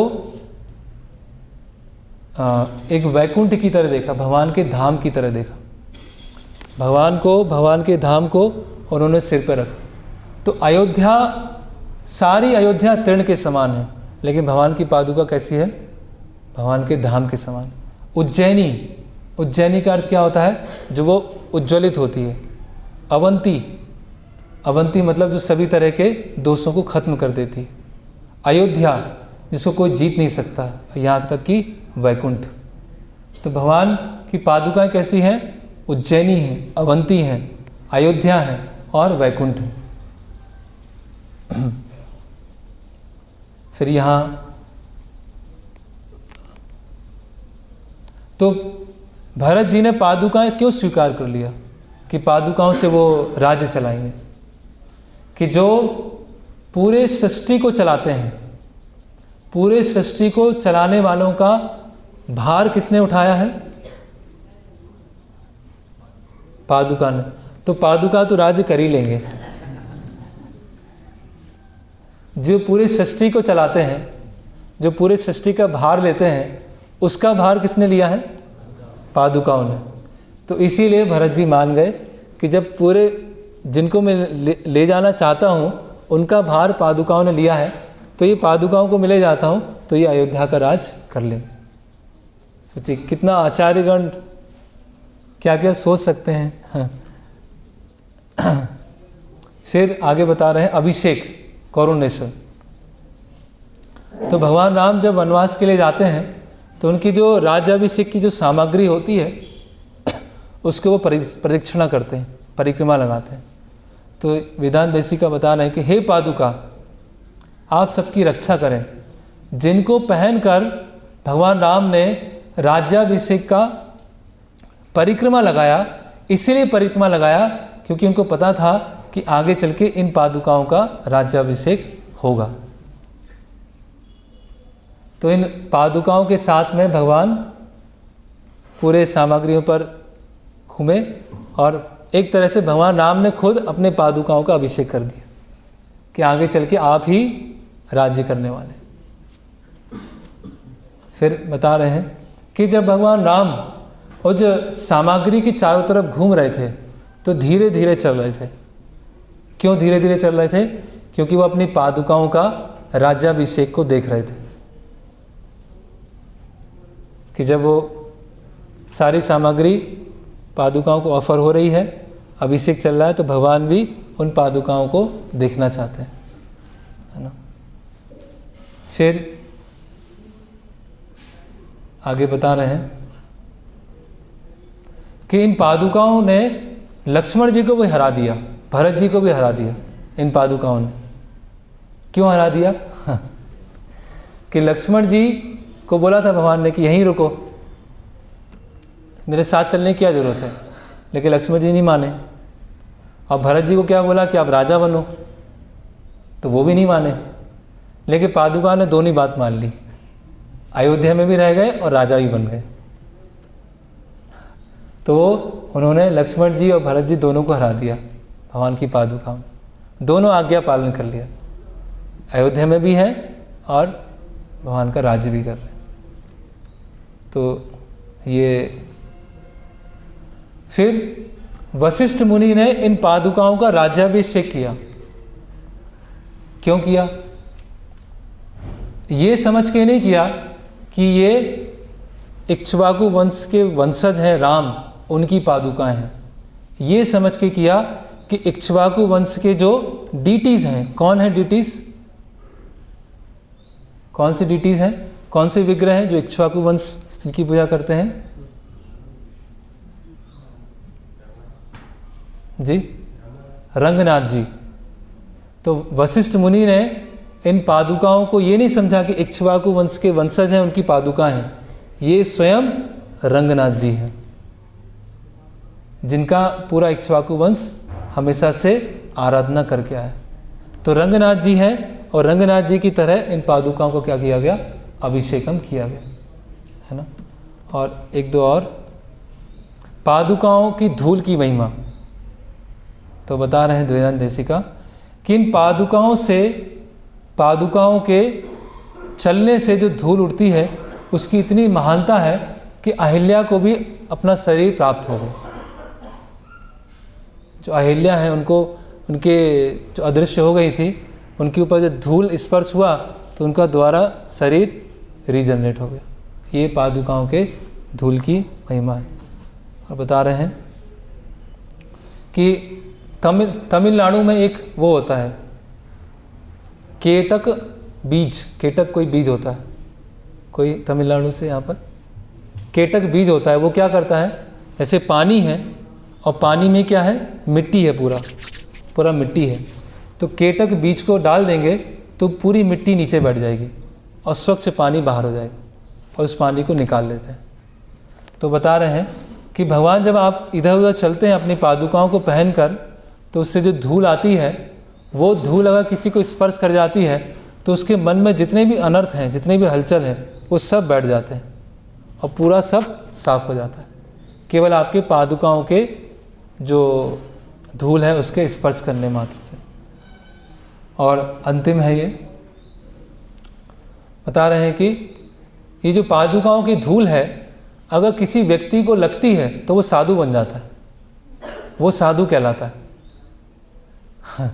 जब धूल किसी को स्पर्श होती है पादुका की, तब वो व्यक्ति साधु कहलाने लगता है और वो साधु इतना महान हो जाता है कि पूरे 3 संसार को प्यूरिफाई कर सकता है, पूरे तीनों संसार का उद्धार कर सकता है केवल आपके धूल के स्पर्श से।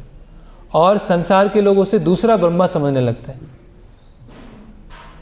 कि एक ब्रह्मा ने सृष्टि किया है और दूसरे जो हैं वो हमें सृष्टि से निकालने के लिए आए, केवल आपके धूल के स्पर्श करने मात्र से। तो इस तरह से ये भगवान के ये पादुका का ये अभिषेकम हुआ। और ये काव्य भी है और इसमें बहुत गहरा तत्व ज्ञान भी छुपा हुआ है ना। ये कोई ऐसा नहीं कि अतिशयोक्ति है, ये वास्तव में ये युवा है, अहिल्या का उदाहरण है, या कोई साधु है, या भगवान जो वशिष्ठ मुनि हैं उनको रंगनाथ की तरह सेवा कर रहे हैं, है ना। और देखिए कितना भारत जी क्या सोच रहे हैं कि पूरे संसार का जो भार उठाते हैं उनका भार पादुका ने उठाए, तो ये तो राज्य हो जाएगा। तो इस तरह से ये महान शिक्षाएं हैं। तो हम यहाँ पे विराम लेते हैं। हरे कृष्ण। किसी का कोई प्रश्न है तो पूछ सकते हैं, नहीं तो फिर मैं प्रश्न पूछूंगा। Yes yes, mic. तो जैसे आपने बताया कि मतलब महाराज भगवान को देख रहे हैं, भगवान कैसे कष्ट उठा रहे हैं, कैसे कष्ट ले रहे हैं, तो ऐसे भगवान के भक्तों के बीच में देखते हैं। लेकिन साथ ही में ये भी पता है साइमल्टेनियसली कि वो भगवान भी जो कर रहे हैं वो पास्ट टाइम है। मतलब जैसे एक एग्जाम्पल से समझें, जैसे कोई ड्रामा है, ड्रामा चल रहा है और अगर किसी व्यक्ति को ड्रामा के बारे में नहीं पता तो हो सकता है वो ड्रामा को देख के भावुक होने लगेगा और उससे बहुत प्रभावित हो जाएगा। लेकिन दूसरी तरफ अगर व्यक्ति को ये पता चल गया कि तो ड्रामा है, तो फिर वो उसको पता चलेगा कि तो उनको प्रभावित नहीं कर रहा है। तो इसी तरीके हम देख सकते हैं भगवान है, तो या भगवान के भक्त हैं, उनको कष्ट आ रहा है जीवन में, तो साथ में हमें ये ऐसे पता चल गया अगर किसी व्यक्ति को नहीं तो प्रभावित नहीं हो रहे हैं, तो बस मैं लग रहा है ऐसा, लेकिन वो प्रभावित नहीं होगा कि वो थ्री मोड्स जैसे है वो। प्रश्न क्या है? तो प्रश्न ये कैसे उससे प्रभावित होगा? प्रभावित पास्ट टाइम से कैसे प्रभावित होगा? क्योंकि अगर साथ में कोई भी बदल गया भगवान को तो ये सब इफेक्ट कर ही नहीं सकता। क्या इफेक्ट नहीं कर सकता है? जो भी इनको दुख हो रहा है या फिर क्यों इफेक्ट नहीं कर सकता? इफेक्ट कर रहा है। ड्रामा नहीं है, रियलिटी है। ड्रामा तो हमारा जीवन का चल रहा है, ये तो वास्तविकता है। आध्यात्मिक जगत में जो होता है वो हो रहा है। देखिए समझ गया, आपको क्वेश्चन में समझ गया। ये वास्तविकता चल रही है, जो भगवान के धाम में होता है ये वास्तविकता है। भगवान का एक पास्ट टाइम चल रहा है, लीला चल रही है। तो पहले दिन भी ये प्रश्न आया था कि जब हमको पता है कि जो कैकेयी माता है वो भी लीला में भाग ले रही है, तो मैंने समझाया था कि 3 स्तर पे हम कथा को समझते हैं। पहला स्तर है कि भगवान का पास्ट टाइम चल रहा है, दूसरा स्तर है कि भगवान और भगवान के भक्तों के बीच में आदान प्रदान क्या होता है, और तीसरा स्तर है एक सांसारिक धर्म को कैसे निभाया जाता है, एक वर्णाश्रम धर्म को कैसे निभाया जाता है। तो तीन स्तर पर हमें समझना है। तो ऐसा नहीं है कि भगवान राम जब दशरथ जी के लिए रो रहे हैं, विलाप कर रहे हैं, तो वो तो ड्रामा कर रहे हैं, ऐसा नहीं है। उनको वास्तव में दुख हो रहा है। जब भगवान राम और भरत जी आपस में मिल रहे हैं तब इतना दुख भरा वातावरण है। तो ऐसा नहीं कि जब वो पास्ट टाइम बोलते हैं, लीला बोलते हैं, इसका मतलब क्या है कि ये साधारण दुख नहीं चल रहा है, ये साधारण सुख दुख की बात नहीं हो रही, ये भगवान का 3 गुणों से परे एक आदान प्रदान चल रहा है। और भगवान ने योजना बनाई है कि वनवास होगा, अपने भक्तों के साथ आदान प्रदान करेंगे और रावण को मारेंगे। तो हर स्तर पे हमको समझना पड़ेगा। अगर एक स्तर भी चूक गए तो फिर उसमें समस्या हो जाएगी। ऐसा तो एक्चुअली प्रभुपाद जी लिखते हैं अपने भागवतम के तात्पर्य में कि हम सब ड्रामा कर रहे हैं। ड्रामा करने का मतलब क्या होता है? ड्रामा किसे बोलते हैं? किस चीज़ को ड्रामा बोला जाता है? जो हम नहीं हैं, एक नकल करना। यस, अच्छा शब्द, नकल करना।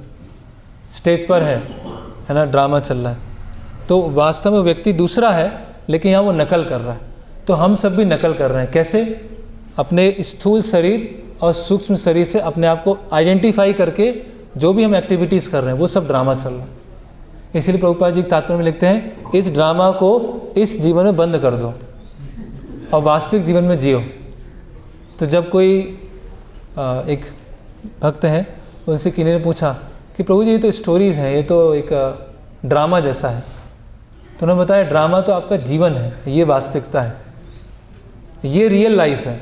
जो कृष्णा बुक है वो रियल लाइफ है, जो रामायण है वो रियल है। इसे राम लीला बोलते हैं। ऐसे जैसे राम लीला होती थी, है ना, उस ड्रामा नहीं बोलते। ड्रामा अपने आप में शब्द भी अच्छा नहीं, राम लीला मतलब ये वास्तव में हो रहा है। ऐसा नहीं कि बस भगवान केवल एक लीला के लिए कर रहे हैं, ये वास्तव में एक घटना चल रही है वहाँ पर। ओके, यस, और कोई कुछ?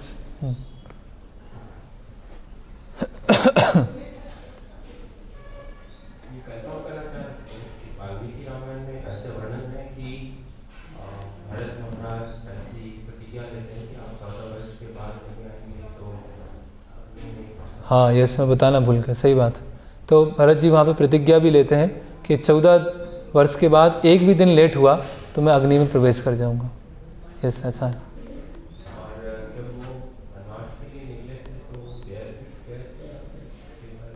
इसमें पादुकाओं के साथ ही इसमें तो यही आया, बाद में बेयरफिट चित्रकूट के आगे। यस, मथुरा नाथ।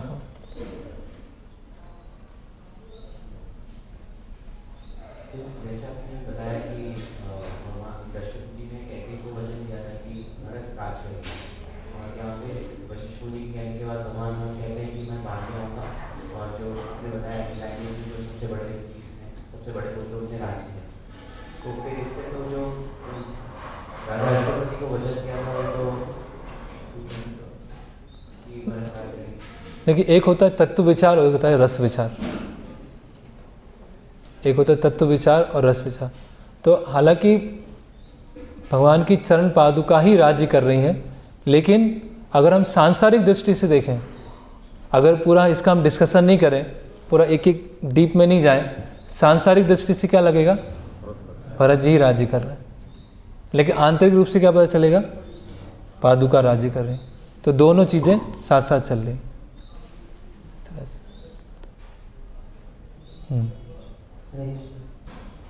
जैसे वहाँ पर प्रसंग में बोला गया कि वचनों को बदला नहीं जा सकता है। किसको? यहाँ पर प्रसंग में सुनने गया, राम भगवान बोल रहे कि वचन एक बार बोल दिया गया तो उसको बदला नहीं जा सकता। हाँ, जैसे बोला कि आप वापस आ जाइए, भगवान राम की सोच नहीं।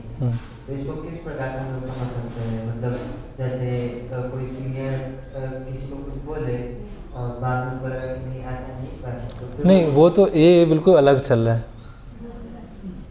वचन मतलब ऐसे आम व्यवहार में अलग अलग चीज़ें होती हैं। आज ये बोला, चेंज कर दिया, लेकिन ऐसे बात, ऐसे वचन जो उसको पूरे लाइफ को चेंज करने वाले हैं। वो ऐसे नहीं बार बार चेंज होते रहते हैं, है ना। तो यहाँ वचन के बारे में बताया गया है कि जो राजा हैं, जो वचन देने के लिए मतलब एक तरह से बाध्य हैं, उन्होंने वचन दिया, उनको पालन किया। ऐसे तो बहुत सारी बातचीत हुई होगी, तो हर चीज़ वचन नहीं हो जाती ना। वचन देना मतलब कुछ ऑर्डर जैसा, कुछ आदेश, उसको वचन, उस वचन को बताया गया। ऐसा नहीं होगा कि वो सीनियर डिवोटी ने कहा कि पानी लेके आओ, तो कुछ समय बाद बोला ये तो ठंडा पानी, गर्म पानी लेके आओ, तो वचन बदल गया। तो पहले हम नमक लेके नहीं आए, नमक लेके आए तो वचन बदलते जा रहे हैं। तो ये वचन की बात नहीं हो रही है, ऑर्डर की बात हो रही है, आपको जीवन में क्या करना है। मतलब यहाँ पर मान लीजिए अगर दशरथ महाराज है, अब वो बोलते कि नहीं भी वापस आ जाए, तो वहाँ नहीं वो लेकिन कैसे बोलते हैं, माता कैकेयी ने लिया है ना वचन, तो दोनों मिलकर बोल रहे थे, कई माता सर दोनों बोल रहे थे। हाँ फिर वापस हाँ आना पड़ता है। यस, ज़्यादा कैलकुलेशन नहीं करना चाहिए। ये सब हम जब सब मॉडर्न एजुकेशन में पढ़ लिए ना, तो इतना दिमाग भ्रष्ट हो गया है हमारा कि पूरा वही चलता है, पूरा वही कैलकुलेशन ही चलती रहती है। एक चित्रकूट में हम जब गए थे तो पता है कि यहाँ पर भगवान राम रहते थे, तो भक्त बोल प्रभु जी यहीं रहते थे, इतना ही बड़ा था यहाँ पर, कितना बड़ा था, इतने एरिया में था, कितना हाइट था उसका, भाई कितना एरिया था, कितना हाइट था, उससे क्या लेना देना। जो यहाँ पर रहते थे उसका इम्पोर्टेंस है ना। जैसे एक बार प्रवचन में सुन रहा था, भगवान जिस पहाड़ी से कूदे थे जरासंध के भय से, तो जब वो भक्त लोग बताने गए कि यहाँ पहाड़ी है, यहाँ से भगवान ने जंप लगाया था जरासंध के भय से, तो भक्त बोलते प्रभु जी यही पहाड़ी है, यहीं खड़े हुए थे, यही स्पॉट था या वो स्पॉट था। तो क्यों हर चीज़ हम एकदम मेजर करना चाहते हैं, हर चीज़ कैलकुलेट करना चाहते हैं।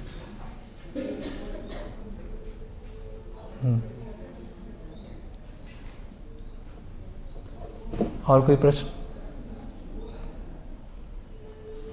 पीछे माता जी ने।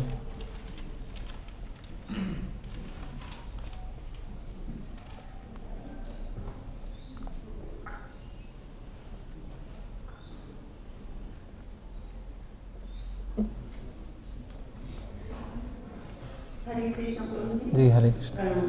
हाँ आपने अभी जैसे बताया कि भरत जी राम जी के चरण पादुका लेके आए और वशिष्ठ जी ने उनका राज्याभिषेक किया। जी। तो ये राज्याभिषेक अयोध्या के अंदर किया क्या होगा? नहीं, ये तो नंदीग्राम में हुआ था। मुझे क्या नाम था, जैसे आपने बताया कि भरत जी जो है वो हर चीज का आदेश चरण पादुका हाँ। से लेते थे। जी जी। तो मतलब वो ये कंफ्यूजन था कि चरण पादुका का मतलब राज्याभिषेक अयोध्या में किया गया। नहीं, नंदीग्राम में, नंदीग्राम वहीं पादुकाएं थी और वहीं पे वो रहते थे।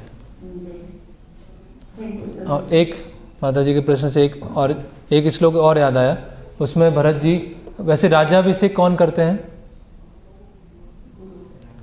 हाँ, गुरु करते हैं। और जैसे पिता हैं तो उन्होंने वानप्रस्थ लिया तो पुत्र को छोड़ के जाते हैं कि ये आपका राज्य है, आप इसको संभालो।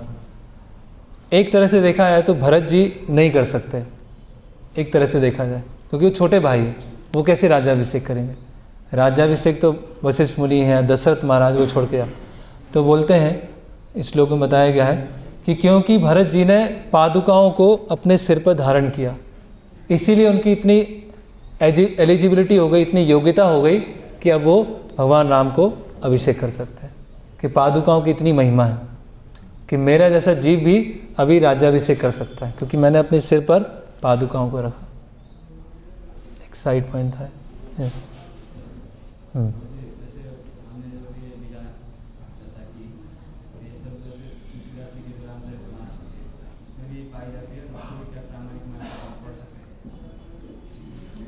प्रश्न ये है कि रामचरितमानस में भी ये सब लीलाएं हैं कि नहीं है, और उसको भी हम प्रमाणिक मान के पढ़ सकते हैं। पहले ये तो पढ़ लीजिए, पहले इसको 10 बार पढ़ लीजिए, फिर पूछने आइएगा कि मुझे तुलसी रामायण पढ़ना है कि नहीं पढ़ना। पहले एक चीज़ तो पढ़ें, कुछ चीज़ें हैं उसमें ऐसी, है ना। तो जो भगवान राम के समय लिखी गई त्रेता युग में, वो वाल्मीकि रामायण है, और अलग अलग भक्तों ने अपनी लोकल भाषा में लिखी है। तमिल में लिखा है, बांग्ला में लिखा है, अवधी भाषा में रामचरितमानस लिखी गई है। तो जो वाल्मीकि रामायण की प्रिंसिपल को फॉलो करेगी वो प्रामाणिक रामायण है, और जो वाल्मीकि रामायण की प्रिंसिपल को फॉलो नहीं करेगी वो उन भक्त के अपने उद्गार हो सकते हैं, हृदय के, उन भक्त के अपने रियलाइजेशन हो सकते हैं, है ना। तो बेटर है जो प्रमाणिक है वाल्मीकि रामायण उसको हम पढ़ें। तो जब हम प्रमाणिक चीज़ को पढ़ लेंगे, समझ लेंगे, तो अगर हम कोई भी शास्त्र पढ़ते हैं तो उसको हम समझ पाएंगे सही है या गलत है, इसमें कोई मिस्टेक तो नहीं है।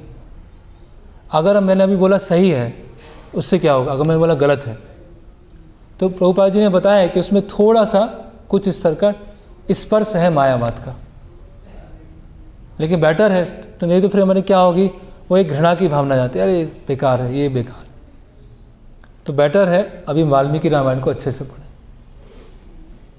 ठीक है। और कोई प्रश्न? ओके, प्रश्न मैं पूछता हूँ। जब दशरथ महाराज ने का प्राण त्याग दिए और उसका समाचार भगवान राम को पता चला तो वो दुखी हुए, तो इस किस चीज़ को इंगित करता है? ये किस चीज़ को बताता है? पीछे दे दीजिए माइक, माता जी पीछे पीछे, माता जी लोग।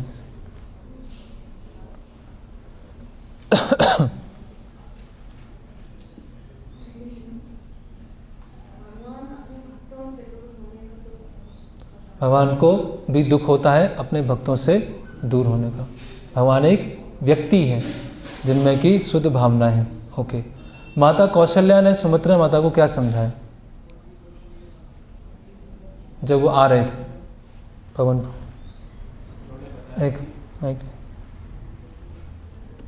उन्होंने बताया कि भगवान राम कहाँ पे है, वही आपके लिए अयोध्या है, और भगवान राम आपके पिता है, और सीता देवी जो है वो आपकी माता है। हाँ, और ये तो पहले बताया था वनवास से पहले, उस समय और क्या बताया?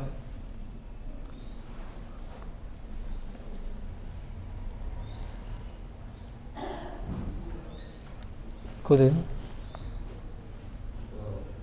कौशल्या ने सुमित्रा को समझाया कि ये जो लक्ष्मण कर रहा है ये कोई छोटी सर्विस। हाँ, यस, ये पानी ले जाना है, पुष्प ले जाना है, रास्ता तैयार करना है, ये बहुत महान सेवा है। Yes, okay. फिर प्रश्न कि प्रूफ करके बताइए कि भगवान अपने भक्तों का प्रॉमिस को क्या बोलेंगे? प्रॉमिस, वचन। भक्त अपना वचन भूल जाए लेकिन भगवान अपने भक्तों का वचन नहीं भूलते हैं। जो भक्त हैं अपना वचन भूल जाएं लेकिन भगवान अपने भक्तों का वचन नहीं भूलते हैं। उसका प्रूफ नीतीश जी। हरे वो दशरथ महाराज का दिया गया वचन कि मैं उसकी कई तरीका जो उनको राजा बनूंगा। हाँ, महाराज जी बोल रहे दशरथ महाराज अश्वपति, राजा अश्वपति को बोला कि आपकी पुत्री के ही पुत्र जो होंगे राजा होंगे, लेकिन भगवान राम के प्रेम बस वो भूल गए, लेकिन भगवान राम को याद था। ओके, ठीक। अगला है पुत्र शब्द का क्या अर्थ है? पुत्र, बहुत सारे पुत्र बैठे हुए हैं। पुत्र शब्द का क्या अर्थ है? उनको पीछे, हाँ।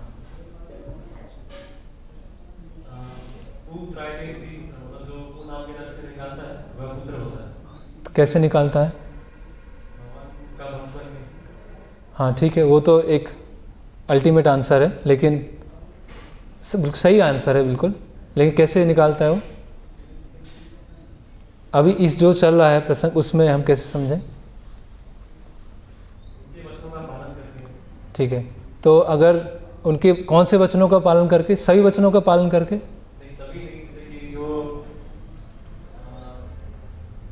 जो भक्ति के अनुसार हैं और जो धर्म के अनुसार है। उन वचनों को पालन करके वो पुत्र का कर्तव्य निभाता है। ऐसा नहीं कि अधार्मिक वचनों को पालन करके वो पुत्र का कर्तव्य निभाएगा। ओके, फिर जवाली ऋषि ने क्या तर्क प्रस्तुत किया, भगवान ने क्या प्रतिक्रिया दिखाई? पीछे वहाँ माता जी।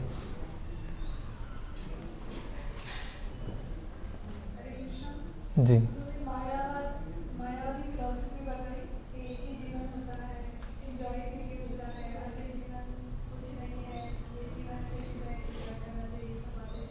नास्तिक। अब भगवान ने क्या किया? हाँ, मतलब हालांकि भगवान को ले जाने के लिए कर रहे हैं, लेकिन गलत तरह से बता रहे हैं। तो ये जो घुमाने वाली टेंडेंसी है वो नहीं होना चाहिए। ओके, फिर ये थोड़ा सा out of syllabus question. Vashishtha मुनि ने 2 बार इक्ष्वाकु वंश के बारे में वर्णन किया है। कब कब किया है? एक तो आज किया है, तो कब कब उन्होंने किया है?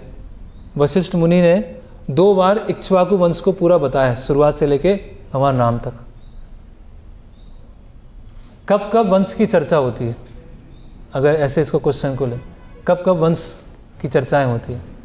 कोई अगर बहुत उच्च वंश है तो कब लीनेज बताई जाती है? तो उससे उत्तर पता चल जाएगा। हाँ, यस, विवाह। जब भगवान राम का विवाह होता है तो दोनों उनका वंश के बारे में बताया जाता है। और दूसरा अभी, ठीक। फिर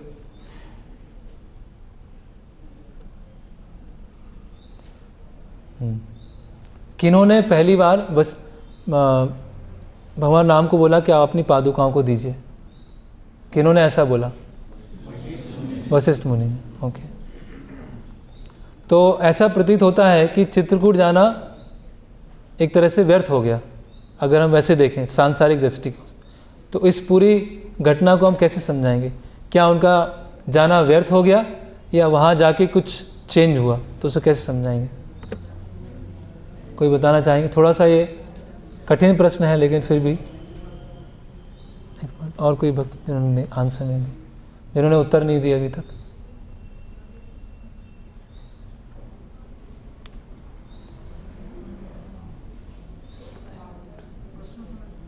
प्रश्न ये है, ऐसा प्रतीत हो सकता है ऊपर से कि चित्रकूट गए और वापस आए तो इतना कोई फर्क नहीं पड़ा, क्योंकि भगवान राम तो वापस ही नहीं आए। लेकिन अगर हम सांसारिक दृष्टि से देखें, लेकिन फर्क पड़ा नहीं पड़ा, पड़ा तो कितना पड़ा, पड़ा नहीं पड़ा तो को महिमा अवसार जी। हाँ, चित्रकूट जाना पूरी तरह भरत महाराज का सफर रहा। यस, पादुका मिली और पादुका सर पे रख कर अयोध्या आए और बताए। यस, तो पादुकाएं मिली, भगवान के प्रतिनिधि क्या, भगवान स्वयं ही मिल गए और पूरा उनसे आदेश सलाह विचार विमर्श करके ही राज्य चलाया।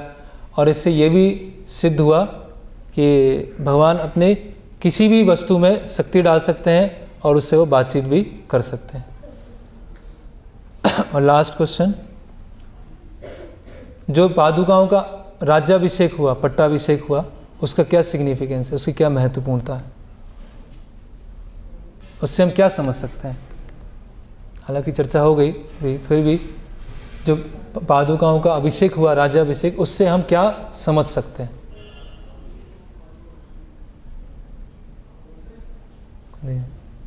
परीक्षित। उससे तो हम ये समझ सकते हैं कि भगवान और भगवान की पादुकाओं में कोई अंतर नहीं। यस, पहला ये है, सही। और भगवान की पूरी शक्ति एक ही वो डीटीसी हैं, वो भगवान के विग्रह ही हैं। ठीक है, 2 और कुछ एक जिन्होंने उत्तर नहीं दिया।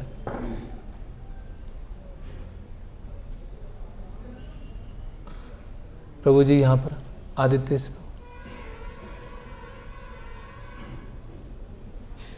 यहाँ प्रभु जी। जैसे कि भगवान इस जगत का पालन करते हैं और पादुकाएं भगवान का बाहर लेके ये तो हमने केवल एक आचार्य का जो मेन डिस्कशन था उससे क्या समझ, वो तो एक रस काव्य को चर्चा किया हमने, वो बात सही है, लेकिन कैसे ठीक है पादुकाएं वो राज्य को चला सकती हैं क्योंकि भगवान का भार लिया है, सही है, और हम उससे क्या समझ सकते हैं। एक बहुत महत्वपूर्ण चीज़ था जो हम सब बनना चाहते हैं। हाँ भीम प्रभु,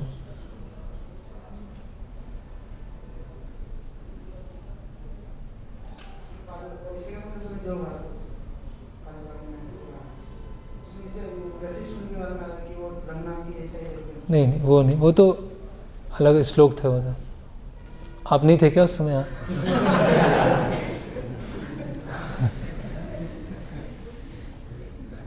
ठीक है, मथुरानाथ प्रभु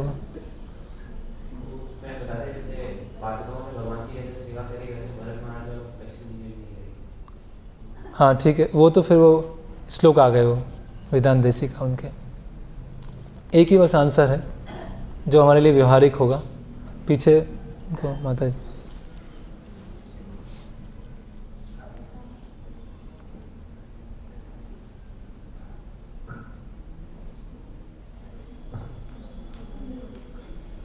हरे कृष्ण प्रभु, भरत महाराज को चरण पादुका के माध्यम से भगवान से अपने हर कार्य के लिए अनुमति लेने का एक मतलब साधन था। ठीक है, और कोई आंसर? एक जो आंसर बच रहा है बस वही चाहिए। भक्ति तो पहले ही थी, भक्ति की तो पराकाष्ठा है जी। यस जी, हम सब बॉस बनना चाहते हैं, हम सब हेड बनना चाहते हैं, लेकिन बॉस कौन है? पादुका, और हम पादुका के एक तुच्छ सेवक हैं। हम मालिक नहीं हैं, हम प्रोपाइटर नहीं हैं। प्रोपाइटर कौन है? पादुका। ओके, हरे कृष्ण। शिल प्रभुपाद की जय, वाल्मीकि रामायण की जय, निताय गौर प्रेमानंदे, हरि हरि बोल।